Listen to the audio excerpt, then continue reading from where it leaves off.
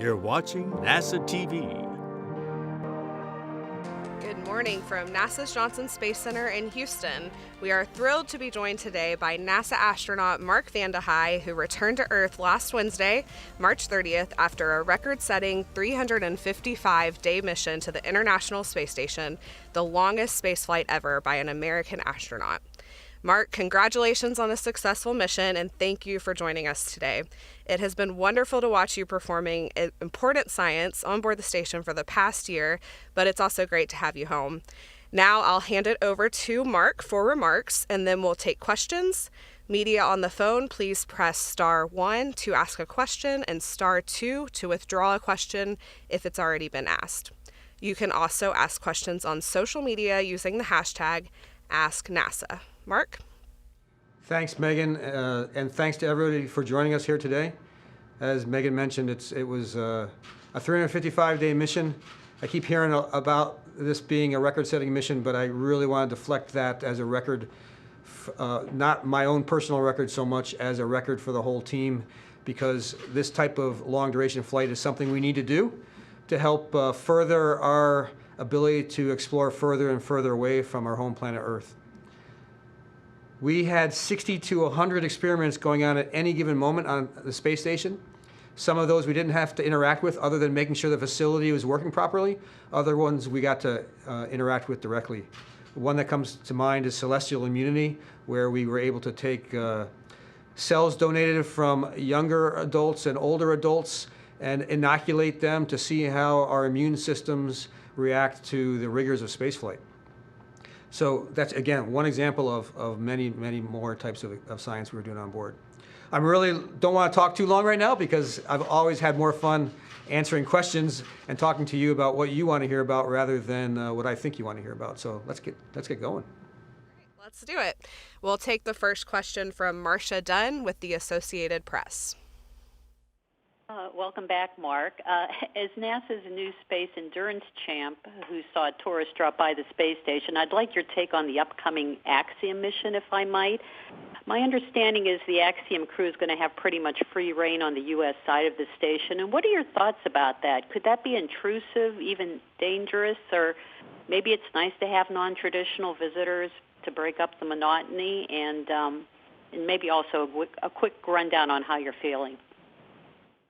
So I feel very fortunate in retrospect, having had the experience of visiting non-governmental astronauts visiting the space station with our spaceflight participants from Russia as well as Japan. We anticipated that might be challenging, but in every case we were pleasantly surprised, and it was a joy to see people come on board and be thrilled about being up there with us. It quite honestly felt reinvigorating. It didn't feel challenging. Axiom will be a little different, not in being less enthusiastic, but I think they will be there living on the U.S. segment, and we haven't had that before. But we have had that many people working on the space station before for similar periods of time. So I think it's something that will work smoothly, and I expect it to work out to be just fine. And as far as how I'm feeling, it's wonderful to be back. There are some aches and pains that I did not have before that I'm getting lots of help in resolving. So I look forward to those getting resolved, but we're making steady progress in that direction. All right, great. We'll take the next question from Lauren Grush with The Verge. Hi, Mark. So good to have you back here on Earth with us. I'm sure a lot of us are curious what it was like as you all received the news of the invasion while on board the space station. Was it a topic of discussion among you and the crew and the other cosmonauts? And if so, how did you address what was happening on the ground? Thanks. Well, I think like all of us watching that news, it's heartbreaking, very sad. There's a sense of powerlessness that goes along with it when you see people that are in need of help and you don't feel like there's anything you can do. It was, for me personally, it was not a topic I shied away from with my crewmates. They weren't very long discussions, but I did ask them how they were feeling and sometimes ask pointed questions. But our focus really was on our mission together. And speaking specifically about my relationship with my Russian crewmates, They were, are, and will continue to be very dear friends of mine. We supported each other throughout everything, and I never had any concerns about my ability to continue working with them. Very good professionals, technically competent, and wonderful human beings. So I will always be happy that I was able to be on the space station with them. All right, next question comes from Robert Perlman with Collect Space. Hi. You mentioned some new aches and pains, but can you compare your Soyuz landings? How different was it coming back to Earth after 168 days versus 355 days? And how much more difficult of an experience do you think it would be for someone to approach or surpass Valery Polyakov's record of 438 days today? Yeah, I think a lot of being able to be successful on the space station or any place remotely for that long is going to be how you deal with your own mental health. So that requires a lot of emphasis, and I felt better on this space flight, the longer one, than on the previous one, because I really did put a lot of work into kind of the conversations I would have with myself, my own internal voice. So that helped a lot. As far as the differences between the two flights, I would say, the process coming home, for example, I didn't have as many responsibilities in the Russian spacecraft this time. Last time I was a co-pilot. This time I was in the same seat that might have been a tourist seat. So I had very little to do, which gave me a lot of time to look out the window and observe. And that was really a pleasant experience for me, getting to notice things that I hadn't noticed before. But also sometimes, having had the experience of landing in that Russian spacecraft, you hit very hard when you hit the ground. This time, I think it was harder anticipating the impact than it was actually experiencing it. So and also we had, for some reason I don't understand yet, we did experience a higher G load as we were going through the atmosphere, getting slowed down by the atmosphere. So I certainly felt that as well, but it was all good. All right, next question comes from David Curley with Discovery Channel. Welcome home. I want to go back to your crewmates and the discussion of the invasion. Not so much them, but I know you get news reports, and boy, we were all talking about it down here with what was going on between Scott Kelly and the man who runs Roscosmos. Did any of that filter up to you? And can you tell us what you saw outside looking down on the reentry that was interesting on the second reentry? Thanks. Sure. Yeah, certainly I heard about that that Twitter back and forth between Scott Kelly and Rogozin. I never took any of, I just didn't spend a lot of emotional energy paying attention to it. I heard about it, I kind of laughed it off and moved on.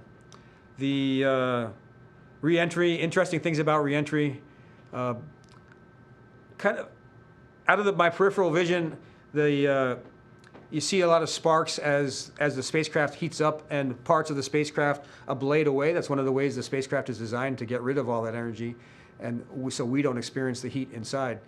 This time, though, being able to focus outside, it looked like pretty big chunks of melted material going by, which I thought was pretty amazing. The other thing that really got my attention, looking completely out the window, was I hadn't realized before how much the spacecraft oscillates back and forth. So as I was seeing this beautiful view of the Earth, it looked like the Earth was swinging back and forth past the window. And I realized that if I kept looking out the window all the time, I was going to start feeling a little nauseous. So I looked inside and started focusing on the displays, and it made everything seem very, very stable, because nothing in the spacecraft was oscillating back and forth. All right, let's go to Nicholas Notario with ABC 13. Hello and welcome back, Mark. I have going off of that last question, just curious to know, I talked to former astronaut Clayton Anderson. He said that when he was up there with the cosmonauts, he certainly would be having conversations with them about what was going on. And then knowing that you were landing in Kazakhstan, he probably would have been mapping out how far that was to Russia when he was coming down. So I was curious to know what conversations you may have had with them. And then also moving forward, there continues to be discussion about the future of ISS and what the sanctions could mean on the Russian program and possibly the ISS plummeting to the Earth. Just wondering what your thoughts are on the future of ISS, knowing that the war in Ukraine is still taking place? Sure. I did have discussions with my crewmates, but it was largely how they felt about things, and those are things that I would prefer that they get to share directly rather than me sharing how they feel about it. The future of the space station and conflict between Russia and the United States, honestly, I think that's one of the reasons we've been able to have an international space station. Some people that don't care so much about space care about international relations, and having a space station where we can cooperate, I think, is really important for a peaceful future. So that's my answer to that. All right. Let's go to Mark Carreau with Aviation Week. Thank you. What's most satisfying about your experience in terms of contributions to future space exploration, and how maybe did this mission change your sense of how humanly feasible it would be to travel to Mars for a round trip? This mission certainly enhanced my perception of feasibility for people surviving long duration. I do think it's very important that you follow the exercise protocols that NASA gives you, because they do keep you healthy. And I worked really, really hard at that, and it has helped me out a lot. I was able to walk on my own within, 8 hours after being, it was certainly wobbly, but 8 hours later, while we were getting refueled on the flight home, I was pretty functional. I'm still uncomfortable, but humans are very adaptable, and I think that bodes well. What's satisfying for me is, as being myself, my body is part of the experiment. So I know people are going to have to go get data from me, and my contributions to that data that will help people further explore is certainly very, very satisfying, because as I get older, I'm sure I'm going to be watching those things as people that are much younger than me do some amazing things. There's a lot of challenges ahead, and it's going to be exciting. Okay, let's take the next question from Rachel Crane with CNN. Thank you so much for doing this, Mark. I'm sure I speak for all the space reporters on the call here that we have sort of been glued to Dmitry Rogozin's Twitter recently, and I'm curious to know how closely you guys pay attention to that feed up on ISS, particularly when there are published what were perceived as, a possible abandonment of you on station. How seriously did you take that at all? And how closely you yourself are monitoring his Twitter feed? Thanks so much. I think there's a wide variety of how astronauts pay attention to social media. I never directly looked at social media. I did listen to a lot of podcasts about things. And quite honestly, I heard about the tweets from my wife. I never perceived those tweets as anything to take seriously. As far as I just had too much confidence in our cooperation to date to take those tweets as anything but something that was meant for a different audience than myself. Okay, let's go to Chris Davenport with the Washington Post. Oh, thanks, Mark. I'm just curious, are you involved in any kind of long-term experiments going forward to test your body and the effects of the long-term space flights on you? And also just curious about your thoughts when the Russian crew came up in the yellow and blue suits. There's a lot of talk about that down here. I'm just curious if that's something you guys talked about up there. Thanks. Okay, so the first question was about, can you repeat the first question again? Yeah, just if you're involved in any experiments long term to study the effects of your mission on your body. So, all of the U.S. astronauts that go to space are a small group of people, and there's data gathered from astronauts throughout their entire lives. I'm sure because my experience is a little bit different, there might be some different uses for that. But I fully expect for the rest of my life to be getting checked out, and that information hopefully will be useful. As far as the yellow flight suits, I think the folks that wore them had no idea that people would perceive that as having anything to do with Ukraine, because they chose those because all three of them happened to be associated with the same university, and those are the school colors for that. I think they were kind of blindsided by it. Let's take a question from Andrea Leinfelder with the Houston Chronicle. Hi, welcome home. One of the experiments you're participating in was eating repetitive meals to see if spaceflight changed the appeal of certain foods over time. And I'm curious, how long did you participate in the study? What did you eat? And how does it affect you mentally? How does it affect your mood? Thanks. Great questions. Food certainly affects people's moods a lot.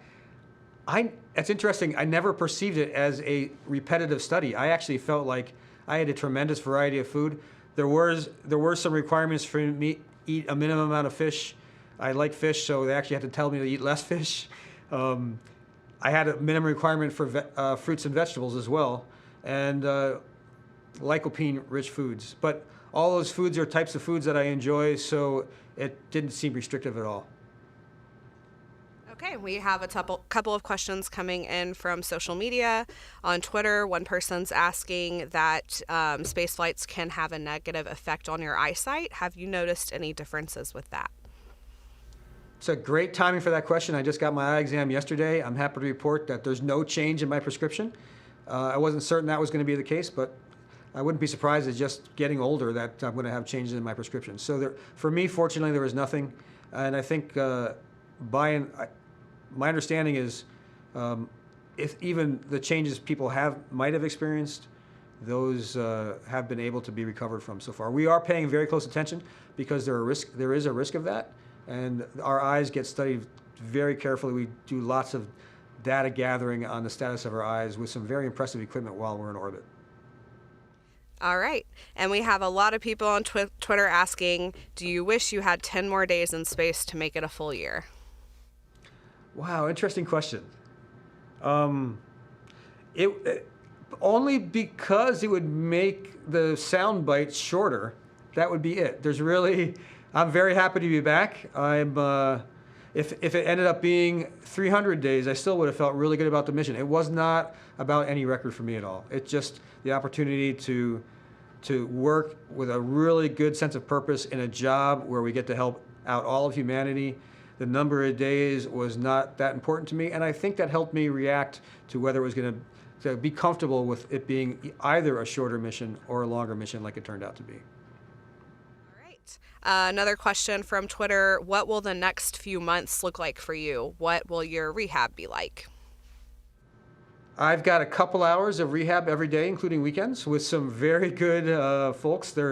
I've been really appreciative of the fact that they're putting my recovery under such scrutiny. So that's good. There's a lot of science data to be gathered as well as I'm back here on the ground, so I'm continuing to provide samples and respond to surveys, for example. And other than that, I really haven't looked past the next couple of weeks, quite honestly. I typically am busy enough in one day that staying focused on that has been plenty. All right. Jennifer on Facebook asks, what is the biggest adjustment, physically or emotionally, when you first got to the space station and then also when you got home? So the emotion I had when I first got to the space station was that it was shockingly familiar, being my second flight. The space station, space station living is so different from being on Earth that once you're on Earth, it's really hard to connect with your experience on the space station. So when I got back there, it felt like I was getting this amazing opportunity to relive childhood memories, something that seemed so distant, but it was there and vivid in all the details. So that was a really interesting emotional experience. And then coming back to Earth, it shocked me over the last couple of days because in anticipation of returning to Earth after being away for so long, I really thought that I was going to carry forward with me this unique perspective of appreciation for all things novel about being on the planet. But I'm adapting so quickly, it's becoming, I'm a little disappointed with how normal it feels. I kind of want it to seem more strange being back, but I'm shocked at how quickly it's becoming normal. All right. Well, we'll take a couple of more questions from the phone. Nick Notario with ABC 13.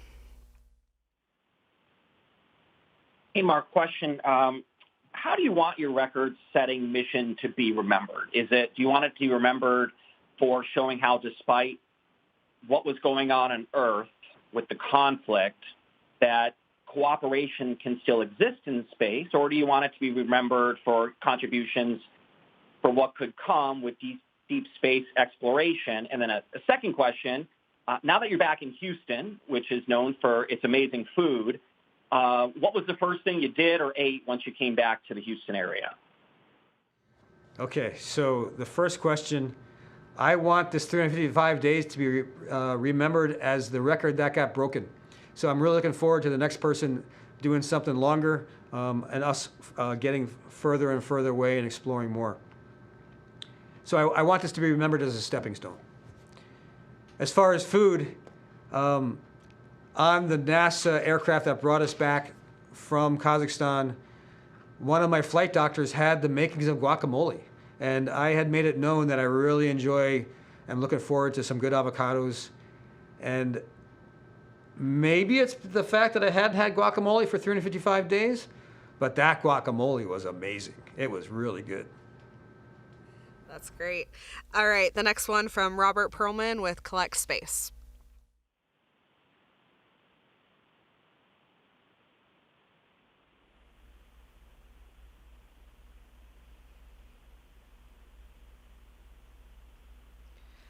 Robert, we can't hear you if you're asking your question. Oh, sorry about that. Thank you. Given your experience and looking towards the future, what crew support systems or creature comforts that you had on ISS do you think need to be on board Gateway so that when crews go there, even for short stays, they don't just survive there but enjoy the experience? Easy answer, Windows. That sounds good. All right, next question from Marcia Smith with spacepolicyonline.com. Thanks so much. And my question is along those same lines. And thinking about going to Mars, and you said that your 355 days sort of gave you a new appreciation for what that would be like physically, but you also talked about the mental, being ready to do these things mentally. Could you talk about the psychological aspects of being away from your family and how you think that would feel if you were as far away from Mars and you had the time delay and the everything? What kind of advice would you give to the people who are planning how to psychologically support astronauts going as far away as Mars? Yeah, I think in a situation where you're going to Mars and you're looking back at the Earth and you would basically be trying to pick out what looks like a faintly blue star, that's going to be challenging for human beings. That is a long, long way away, distance-wise. So anything you can do to help people feel connected with those important relationships back on Earth is going to be really important. Videos that you can send, videos that you can receive. I think messaging is going to become more and more important because it'll get harder and harder to have. It's really hard to have a conversation with the type of delays that you'd be experiencing at Mars. So, yeah, that'll be challenging, and I think we've been doing a wonderful job of identifying the challenges and coming up with solutions. So I expect that to be successful in the future too. Okay, let's go to David Curley with Discovery Channel. Thanks again, Mark. I asked this to Crew 4, and Christina Cook has talked a little bit about it. It's about space culture, and you talked a little bit about space station living.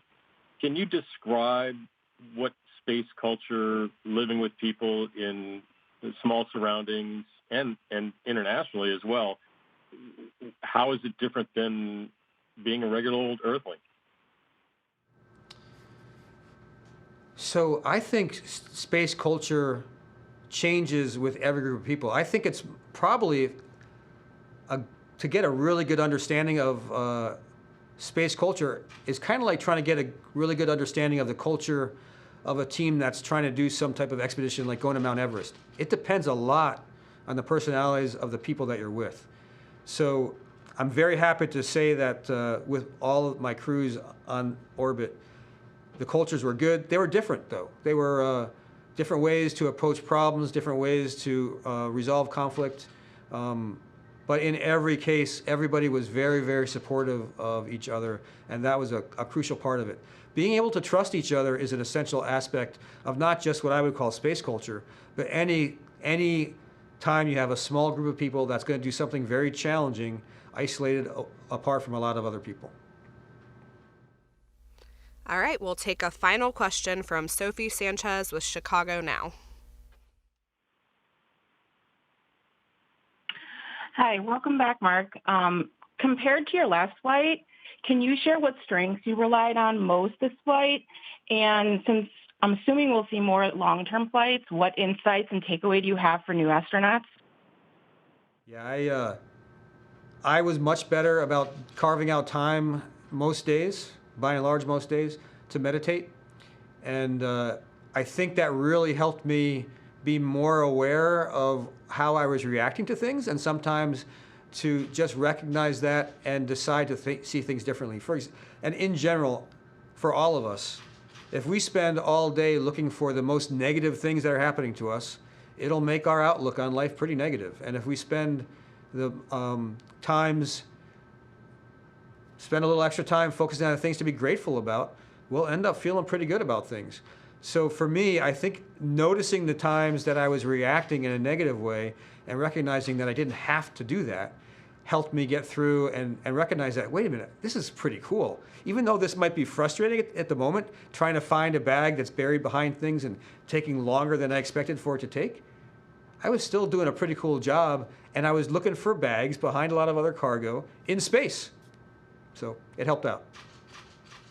All right. Thank you so much, Mark, for taking all these questions today. And thank you, everyone, for joining us. That's all the time we have for today. But please continue to follow updates from the International Space Station at nasa.gov/station and on social media.